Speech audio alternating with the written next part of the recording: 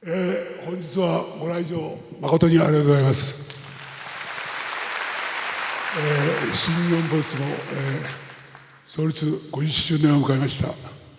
長い間皆さんのご声援をもって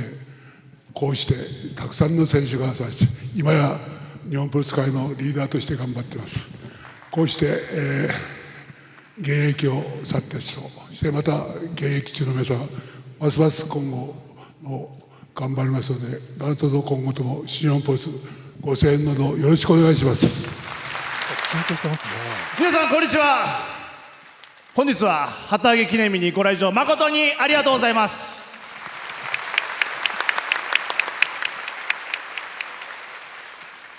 実は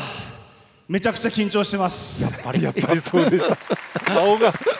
岡田和親50周年を背負うと言っておりましたが、こんなにも大先輩の前でお話しするとはとても緊張しておりますけれども、やっぱり新日本プロレス、この先輩方がいたからこそ50周年こうやってやってくることができました。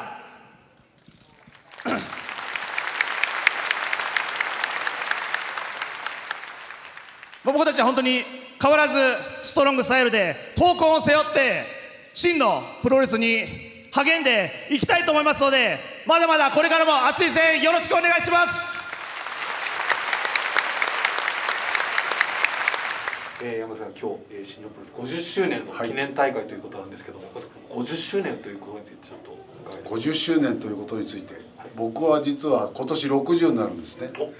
で、50歳の時にこの新日本プロレスができたのかっていう思いと、僕が入ったのが18歳なんですけれども、その時の入って1年ぐらいしてデビュー戦がブラックキャット戦だったんですね、福岡スポーツセンターで。でもう一つよく印象に残ってる試合を聞かれるんですけれども、それはもう橋本真也選手と G1 の決勝をやらせていただいたのがすごく印象にも残ってますし、逆さにドンと落とされた時の首のぐしゃっていう音がですね、忘れられません。はい、はい。これからもですね、どんどん若い新日本プロレスの選手が育っていると思いますので、楽しみに見ておりますので、皆さん頑張ってください。お願いします。はい、お願いします。はい、今日は50周年記念大会ということなんですけども、50周年というところいかがでしょうか。まあ僕が入門しても50年ですから、ちょうど新日本プロレスが旗揚げして、昭和47年の10月に僕が入ったわけですからね。僕もちょうどもう新日本プロレスとともにずっと50年ですね。まあこのいろんな形で小林さん関わってきたと思うんですけど、まあ新日本試合に限って言うとどうでしょう、一番印象に残っている試合改めて言っていただいて。やっぱりあれですよね、タイガーマスクですね。やっぱりいまだにやっぱり街を歩いててもタイガーどうのこうのって覆面も一度やめてくださいとかいろんなこと言われますよね。だからあの頃のファンっていうのはものすごくやっぱり視聴率がやっぱり平均 23% あった時代ですから、やっぱり相当影響があったですよね。それがやっぱり、あの頃は僕はもう30前ですから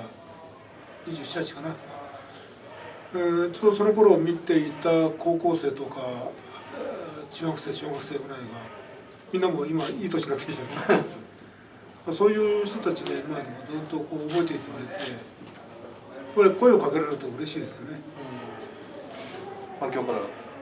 次の節目を迎えた新日本、改めて一言いただきます。田中選手とか、これからずっと後に続く選手いっぱい出てきますのでね、期待できますね。今日は新日本プロレス50周年記念大会ということなんですけど、まずこの大会について。はい。そうですね。50年ですからね。すごいこの長さ、重さをすごく感じます。本当に改めておめでとうございます。はい。いろんな形で関われたと思うんですけども、木原さんも試合で、新日本プロレスで印象に残っている試合も教えていただけますでしょうか。そうですね。やっぱりあれですかね、スーパージュニアで、優勝した試合ですかね。はい。やっぱりその時ははい。相当お気持ちの中で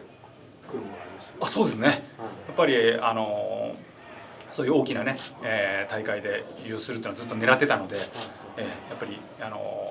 優勝した時はすごくグッとくるものがありましたね。はい。今日大きな節目を迎える新日本プロレスについて改めてちょっとメッセージというか、一言いただければと思うんですけど。そうですね。本当にその50年の新日本の歴史の中で、自分も関われたということを本当に心から嬉しく思っております。この先まだ100年200年とずっと続く新日本プロレスであってほしいと願っております。頑張ってください。今日は新日本プロレス50周年記念大会ということなんですけども、これについてまず一言いただければと。いやさすがに日本で唯一ある何団体もあるけど、やっぱり新日本プロレスのやっぱり歴史っていうか50年ということはまた50年続くように、またいい選手もいっぱい出てきてるし、本当に歴史のある会社だなと思いますね。服部さん、いろんな形で新日本プロレス関わられたと思うんですけども、レフェリーとしてどうでしょうか、一番印象に残ってる試合もしあれば教えていただきたいんですけど。いや試合はね、やっ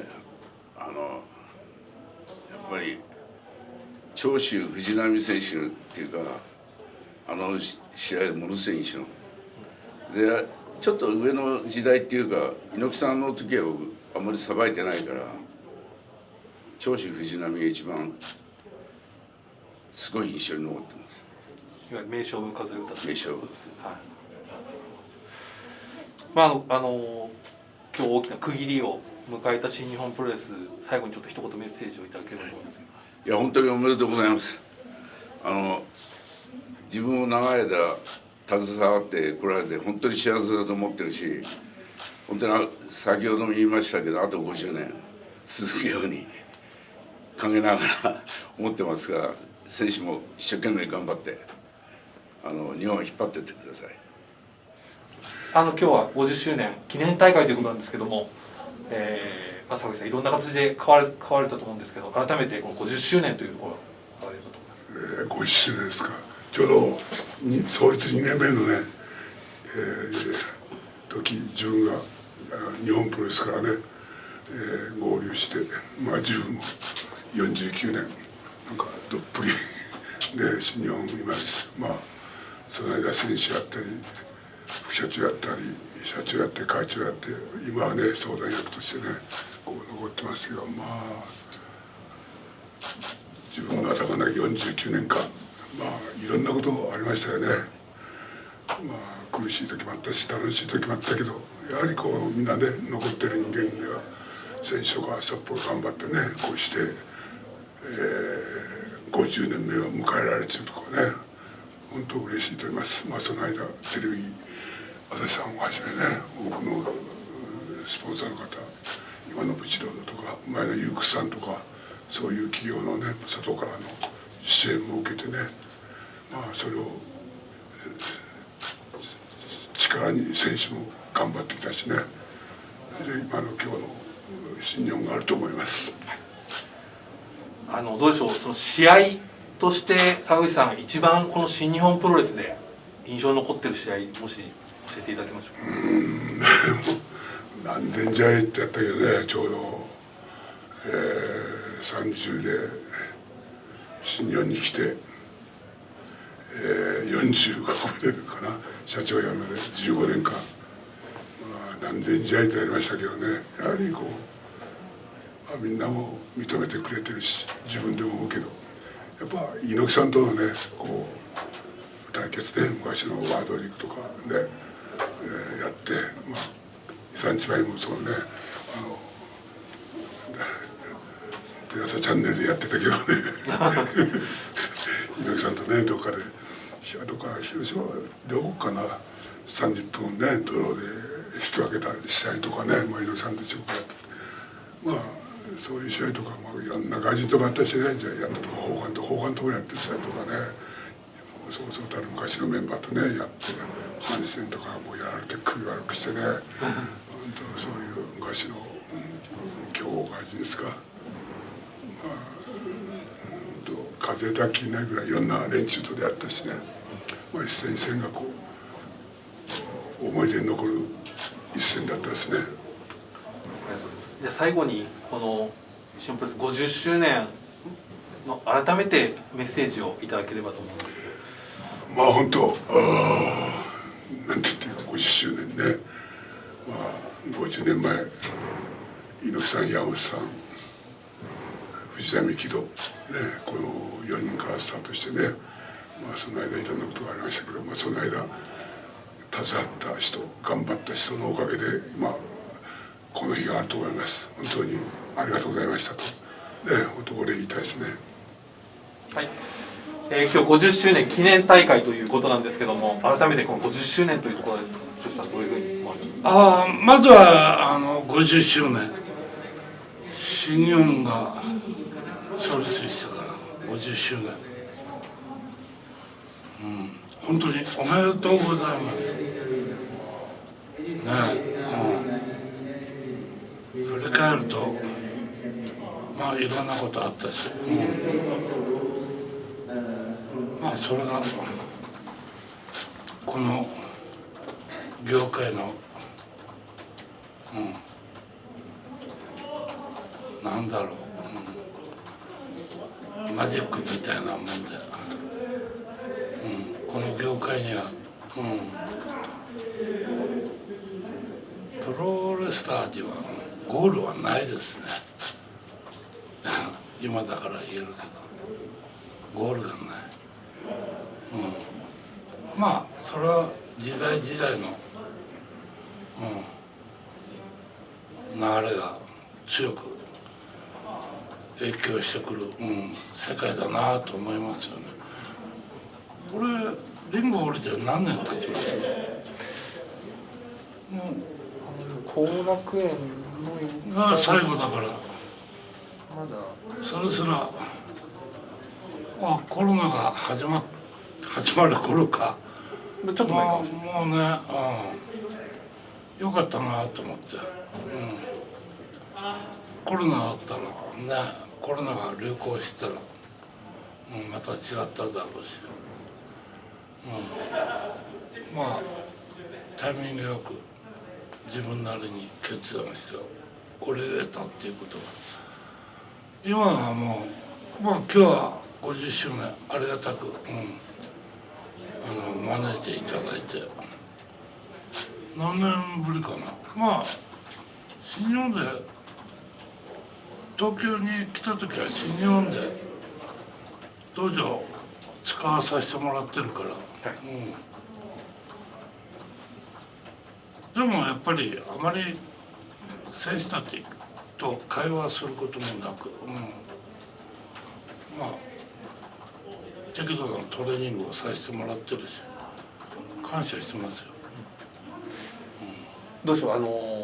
長州選手、長州さんがその新日本プロレスで一番この印象に残ってる試合もしあったら教えていただきたいんですけど。今さっき言ったけどないって言ったけど、やっぱりでもこういうことは言わない方が僕はいいと思う、悪いけど、それはみんなファンや記者の人たちが、考えて書いてくれればいいと思いますよ。元プロレスラーだったんだから、何かありますかって聞かれれば答えるけど、僕は、もっとレスラーっていうのは自分で一番よく理解してるし、でももっとこの業界とももっと距離を空けたいなっていう、今でも結構距離は自分なりに余計なことも言わないで、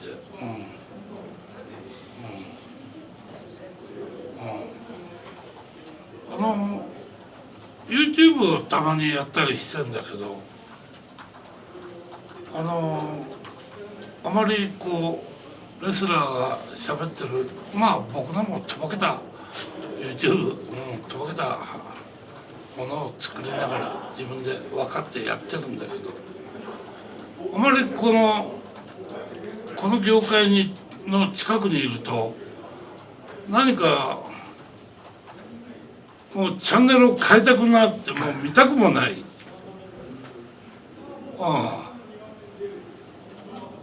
俺の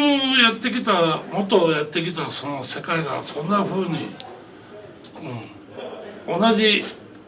人間、同じ選手たちが連合を、発してるものはまあファンやそういう人たちは面白いんだろうけど、見たくもないし聞きたくもないっていうか、だからさっき言った通り距離を空けたいっていうのは、やっぱり時代のその時代の後押しがあって、こう作り上げられていく世界だから、ただあまりにもこう自分がやってきた仕事に対して何を言ってるのか何を言ってんだっていう気持ちにもなりたくもない、みんな人それぞれ選手もそれぞれだから、一切関わりたくない、ただそれだけだから、いい試合思い出の試合とか、そういうのも言いたくもない、もしあったと自分の気持ちの中にあったとしてもまだもうそういう関わった選手たちがまだリングには上がってるわけだから、遠くから離れて見て、気持ちの中では声援応援してますよ、それだけ。わかりました。最後にこの新日本プロレス50周年を迎えた新日本プロレスにメッセージをいただければと思うんですけど。大変な今のコロナ禍で、大変なところにもう突入、新日本だけじゃないんだけど、なんか突入してしまったなっていう、時間帯は随分違ったりしてんだけど、でも新日本の道場に電気がついてたりすると、ああ誰か頑張ってやってんだなっていう、なんかそれぐらいでなんかちょっと安心はしますよ。今日は朝早くから行ってきたんで、そうすると若い選手、たちも来てやったし、何会話することもなく、自分は自分がちょっと、衰えないように、トレーニングしてきてるだけで、そういうところです。今日は新日本プロレス50周年記念大会、50周年を迎えたというところでまず評価いただければと思います。やっぱり継続は力なりということで、なんか素晴らしいことだと思いますよ。そうですね。ちょっと先日はね、新日本プロレスと戦った身ではありますけど。いや1月8日の試合もね、非常に俺ちょっとねコンディション的に良くなかった、あれなんですけど、非常になんか有意義に戦いました。今日はその記念の大会なんですけども、改めて武藤選手、新日本プロレスのマットで戦った試合で印象的な試合があれば教えていただきたい。やっぱり1995年の東京ドームでやった高田信彦戦かな、どうしても多分大きな影響をなんかファンの人に与えたという手応えがあったからですね、1試合となったらあれをあげますね。いまだにあの試合はやっぱいろいろ言われたりとかっていうのは。そうですね。この50年を迎えた新日本プロレスに改めてちょっと最後メッセージをいただければと思うんですけども。もうね、この調子で頑張って、ぜひ60周年70周年向けて、頑張っていただいて、俺もいつまで現役でやってられるかわかんないけど、また機会があったら新日本のリングに上がりたいなとは思っております。はい。はい、じゃあよろしくお願いします。お願いします。本日新日本プロレス50周年記念大会という、はい50周年を迎えた日なんですけども、この50周年というところいかがでしょうか。そうですね、やっぱり一つの大きな節目ですよね。まあ50年100年っていうこう続く中でね、その一つの節目で、まあ、50年ということはこれ大変な長い年月ですから、よくここもやっぱり新日本がプロレス界のこうリーダー的なね役目をよく果たしてきたなと、その一人としてねやってこれたことに対してもすごく誇りに思いますし、これから新日本がもっともっとこう発展することを心からやっぱり願ってますね。いろんな戦い、いろんな試合があったと思うんですけども、はい、新日本プロレスで木村さんの中でその印象に残っている試合、はい、申し上げていただくとしたらどんな試合？やっぱり対藤波戦ですかね。これは猪木さんだとかどうのこうのではなく、やっぱり自分のライバルとしてね、心の中でずっと思い続けてきたこの試合が実現できたことがやっぱり一番嬉しいことかなと、これからもそのことをですね、自分のこれからの生き様の中でもね、生きる中でもやっぱり対藤波戦、今もちょっと本人と顔を合わせましたけども、やっぱりいつ見てもやっぱりライバルっていうね、気持ちはこれからもずっと持ち続けていきたいなとそう思ってます。はい、そうです。じゃあ最後にこの新日本プロレス50周年を迎えた新日本プロレスに向けてメッセージを一言いただければと思います。はい、本当に先ほども言いましたけれども、これがあと、60年70年と続くように、その間俺たちが、我々ね現役の選手たちが、我々の世代の人間が、これからもそれを見届ければやっぱり大変嬉しいなと思いますし、それを一つの目標に我々自身も新日本と共に頑張っていきたいなと思っています。はい、今日新日本プロレス50周年記念大会、50周年を迎えた新日本プロレスということなんですけども、まずその辺のところいかがでしょうか。50年、もうそんな経ったんですね。いつでしたっけ、設立って。71です。71年。71年っていうと昭和だね。46です。46年。本当そんな46年か。ということは45年。俺が小学校6年生の時か働いてたんで。で俺は高校1年か2年ぐらいの時にアリ戦があったんでね。アリ戦があって。そうだよね。もうそんな経ったんで。途中なんか、経営者変わったりとかいろいろしてやりましたけど、新日本という名前が残って、で今じゃなんかその新日本のアーカイブをなんか海外で放映したりとか、そういうのやってているんで、なんか自分なんかフェイスブックやってるとたまになんか海外のファンの人からなんか自分の動画を集めてファンですとか言って送ってくるやつとかねいたりとかしてびっくりしますよね、なんかね本当に。で今なんですか、鈴木みのるが海外でサーキットしたりするんですね、なんかね。で海外での新日本の興行があったりとかしてそれびっくりしますね、なんかね。そうですね。ただ一つ残念なのは新日本が作り上げてたある意味も世界中どこにもないオリジナルの日本スタイルっていうのがもう耐えちゃいましたね。なんかね耐えましたね。それはしょうがないですよね。そういうのあったんですよ、耐えちゃいましたね。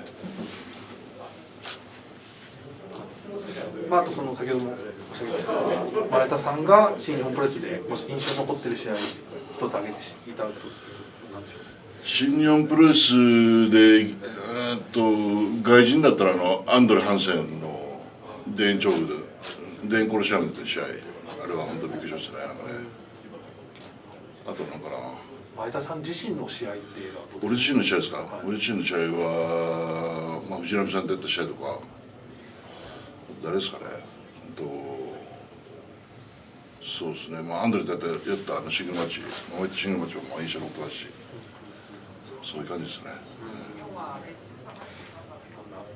あると思うんですけども、最後にちょっとこの50周年を迎えた新日本プロレスに改めてメッセージを一言いただけますでしょうか。そうですね、これからなんかプロレスの定義じゃもうどんどん難しくなってるんですよね。しょうがないんですけど、だからこれはもう若い人がそれぞれ自分がこうじゃないかああじゃないかって思ったことをどんどん実践してやってってもらいたいですね。で要するに、自分らの時もそうでしたけど、自分らの頃はなんか決着がつかない、なぜなんだっていうのもあったし、でなんていうか一般の、プロレスファンがある素朴な疑問っていうのをローブズで何で書いてくるのかとか、もうそういうのに対して、先生とじゃあこういうのはどうなんだっていうんで、自分たちが、問題提起したんですよね、ファンに答えて。でプロレスでもずっとそれを繰り返したと思うんですよ。なんていうかね、激しい試合、すごい試合っていうのは何なのかっていうね、それを永遠に問い続ける。しょうがないですね。それこれが正解だっていうのはないんで、毎回こういろんな人を試行錯誤しながらやっていけばいいんじゃないですかね。特に若い人がね。はい、新日本プロレス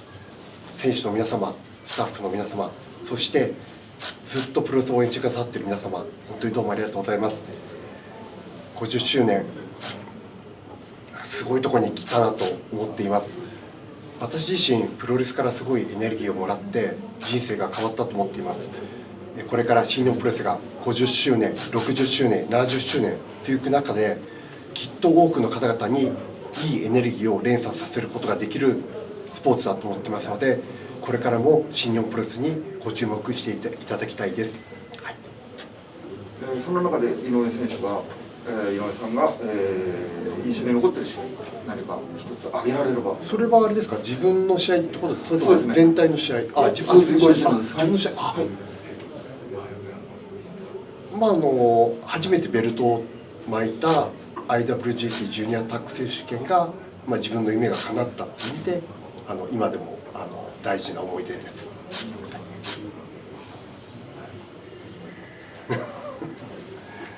そういうんじゃなくて、いや、それで大丈夫です。はい、シングルの時よりそのジュニアタッグの方がシングル、ベストオブザスーパージュニアとかよりも、私が勝った瞬間の会場の爆発具合がたまらなかったです。ちょっとごめんなさい、繰り返しになっちゃうんですけども、最後に締めのちょっとメッセージをお願いします。ごめんなさい、締め。はい、大丈夫です。新日本プロレスはこれからもたくさんの人々に素晴らしいエネルギーを届けると思いますので、これからもリング上をご注目ください。よろしくお願いします。新日本プロレス50周年記念大会、この50周年大会というところ、まずどうでしょうか。自分の年齢よりも上なので、もう本当にすごいことだなっていうのは本当に身をもって感じますし、自分は新日本で試合したのって3年弱ぐらいなので、それでこの場に立ち会わせていただけるっていうのは本当にもう感謝しかないですね。はい。でその選手として、新日本プロレス変わったと思うんですけども、はい、皆さんの中でこの新日本プロレスマットで印象に残ってる試合もし2007年スーパージュニアに初出場しまして、で初優勝できたっていうその優勝決定戦ですかね、井上航さんとの戦いだったんですけど、あとはその同じ年に、ジュニア優勝してデジタルの体重計に乗ったら888で出たんで、888キロだと思ったんですよね。壊れてるだけだったんですけど、それで俺はヘビー級だって言ってて、そのまま G1 クライマックス出て、初戦が矢野徹選手だったんですけど、花道にパラダイスロックをして、リングアウト勝ちっていうのを今でもたまに同じ光景を見ることがあるので、すごい試合は印象的だったのかなって思ってますね。はい、最後にこの50周年を迎えた新日本プロレスにメはいッセージを一言いただければと思うんですけど、はい、50周年新日本プロレスおめでとうございます。今ちょっと解説の方でやらせてもらってますんで、またより、新日本プロレスの魅力っていうものを、皆さんに少しでもお伝えできるように、お手伝いできればと思ってますんで、これからもよろしくお願いいたします。改めましてよろしくお願いします。お願いします。はい、今日は新日本プロレス50周年記念大会ということで、はい、ライガーさんはそのフルコスチュームでいらっしゃったわけですけど、改めて50周年というところを伺えればと思うんですけど。そうですね、やはりその50周年、50年という歴史があったからこそ、これだけのメンバーがリングに集結できたということもありますし、新日本プロレスの重み、強み、いろんなものが詰まった、50周年じゃないかと思います。改めてもう今のねコスチューム見てもまだやれるんじゃないかという、ね、気持ちもしますけども、いえいえライガー選手現役時代新日本プロレス、マットで印象に残っている試合を教えていただきたいんですけど。そうですね、やはり同期の佐野直樹選手との一連の構想試合ですね、ああいう強くて、どう攻略しているのかわからないぐらいの同期がいたという、それがもう僕のレスラー人生を決めてくれたと思ってます。彼がいたからこそ今の僕があると思うので感謝してます。はい、最後にですね、はい、50周年を迎えた新日本プロレスにメッセージをいただければと思うんですけども。はい、50周年、長い時間だなと思いますけども、まだまだ新日本プロレスは100周年、150周年と、進めていくと思いますので、皆さんも応援よろしくお願いいたします。じゃあよろしくお願いします。よろしくお願いします。はい、今日は新日本プロレス50周年記念大会ということで、久々にコロナ明けてから初めてということが伺ってますけども、改めて50周年というところを教えていただければと思うんですけども。はい、半世紀、すごい長いようで短かったかなという感じがします。リング上の選手を見てみると、その重みっていうのがすごく感じて、良かったイベントじゃないかと思います。歴代のレジェンドをご自分の声でお呼びした気持ちはいかがでしょうか。懐かしいコールが多かったので、ただまだコロナ明けなので 100% じゃなかったのがちょっと悔しいかなと。100% のコールができなかったのが自分の中では悔しさがあります。あとその先ほど申し上げましたその新日本プロレスで、いろんなもう本当にいろんな大会やられてきたと思うんですけども、一番印象に残っているコールもしあったら教えていただきたいんですけど。直近ですけども、ライガー選手の引退ドームのコール、思い出としてやっぱり一番あります。あれも自分の中では失敗コールだったんで、そうなんですか。すごく悔いていて、最高のコールで送り出したかったのにできなかった。ライガーにはもう一回復帰してって言ってますけどそういう意味でもいいでしょうか。はい、じゃあ最後になるんですけども、新日本プロレス50周年迎えた新日本プロレスにメッセージをいただけますでしょうか。はい、50年はまだ通過点です。51年52年100年に向かって新日本プロレスますます頑張っていただきたいと思っています。今日は本当にありがとうございました。まず、今日新日本プロレス50周年記念大会ということで、はい、なんですけど、50周年という部分、まずどう思われるか。50周年、そうですね、ほんのちょっとだけ50年の間に歴史の中にほんのちょっとだけ足跡を残したかなと。はい。今日ねこういう形でちょっと改めて来ていただきたいと思うんですけども、現役時代選手として、印象に残っている試合もしあれば教えていただきたいんですけど。印象に残ってる。そうですね。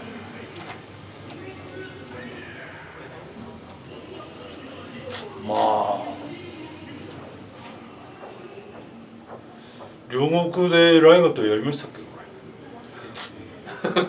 とか、今日は来てないけど金本と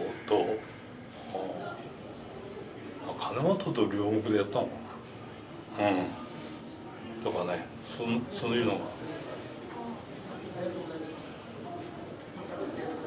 なんかいまだに覚えてますね。で最後にちょっと